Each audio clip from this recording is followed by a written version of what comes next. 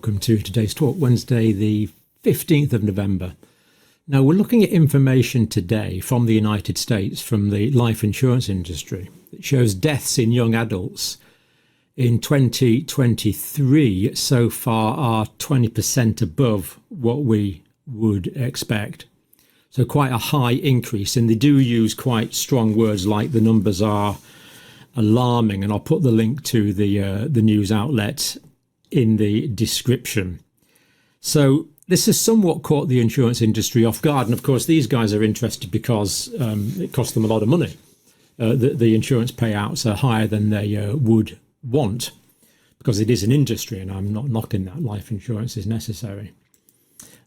Just to give you some examples here, 15 to 19-year-olds, the percentage difference from 2019, well, a little lower, well, about 1% in 2018, up 1%, but that's just fluctuation.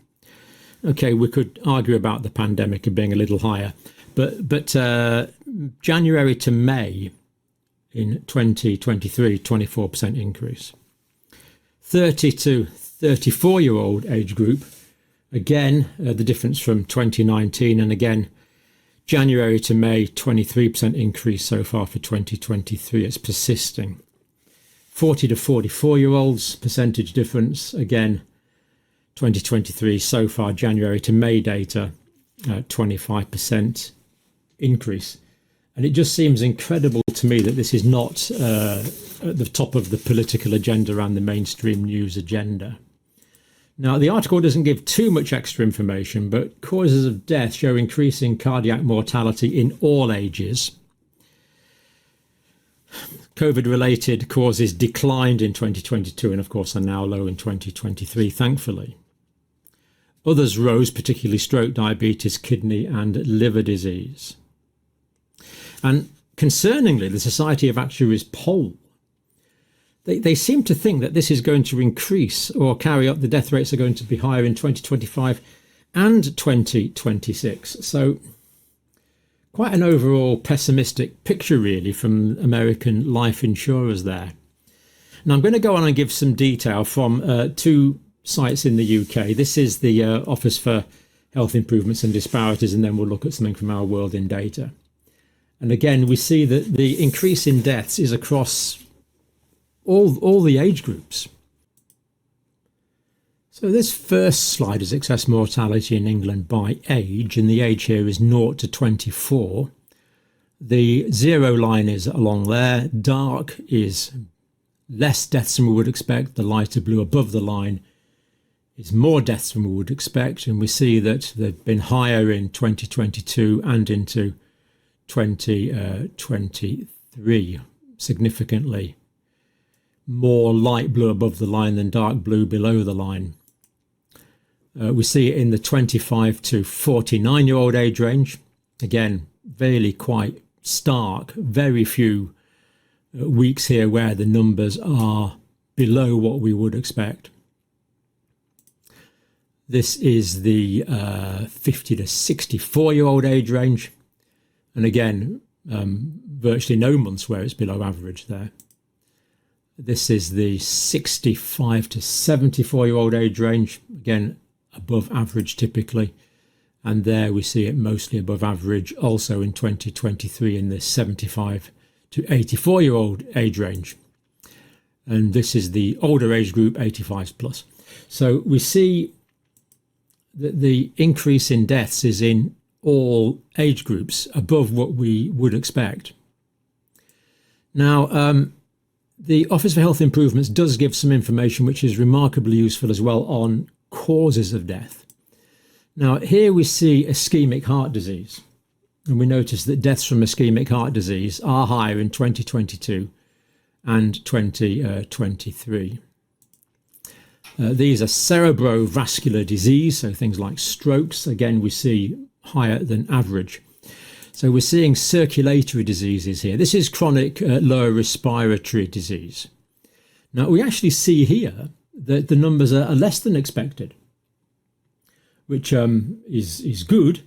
So we're seeing more deaths from cardiovascular disease, but less deaths from chronic respiratory disease. And given that we've just come out of a COVID respiratory pandemic, that is a bit surprising, really. Now, this is heart failure. Well, in heart failure, it's a significant increase in the amount of deaths from that we're seeing from heart failure. Very much higher, 2022, 2023.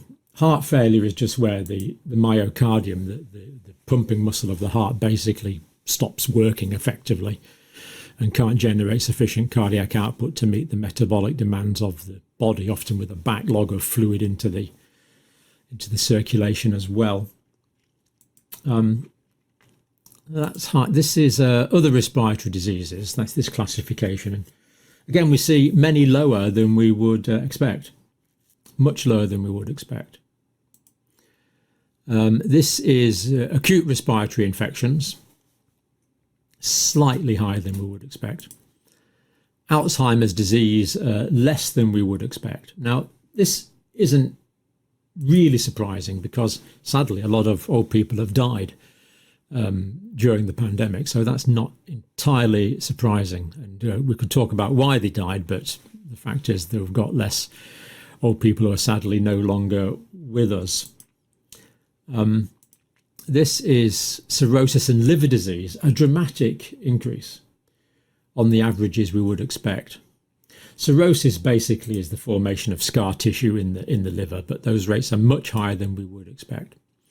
Now, I want to look at the international situation now, because this is not just the UK and the United States, and we'll look at the usual countries there where we normally look at this.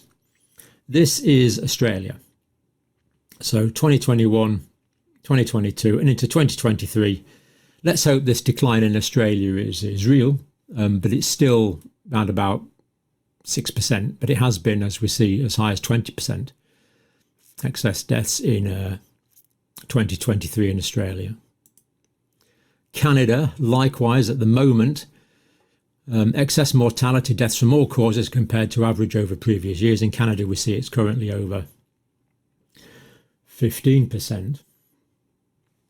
Figures for Ireland, again, over 10% at the moment, at the present time, and has been higher in 2022 and 2023. Netherlands, somewhat above average again. Latest data there is actually over 20% in Netherlands. New Zealand, it's been higher in 2022, 2023. Looks like it's down to about 4% now, but it's been higher in 2023. This is the latest data that we have. United Kingdom, looks like we're around about 7 or 8% there on that Our World in Data graphic.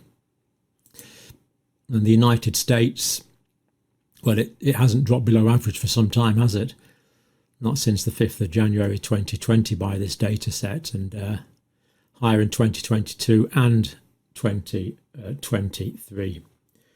So sadly, we're seeing these increased deaths around the world, and as far as we know, we've looked at data from the UK and the United States, that these are in basically all age groups. That's across the age ranges that we're seeing this. Very surprising that we're not seeing and hearing more about this from our politicians and mainstream media. Now, just before we go, if you want to get more on the normal function of the body and how the body goes wrong, these books are available for free download. I will put the link there, the books I've written. And this one, there's copies available in hard copy if you live in the United Kingdom. This one, I'm just getting around to updating it. It's just a matter of time. Hopefully we'll reprint that as well. But there's a lot of detail there on the way that the body works and the way the body goes wrong, completely free on PDF. So free for you to download that and use it as you would like. And thank you for watching. And let's hope to be honest, we haven't heard much on these excess deaths from where we would expect to hear about it, and I do hope that changes, but at least you've seen the data for yourself now. And we really need to be asking questions about this. But we don't seem to be getting many answers. Thank you for watching.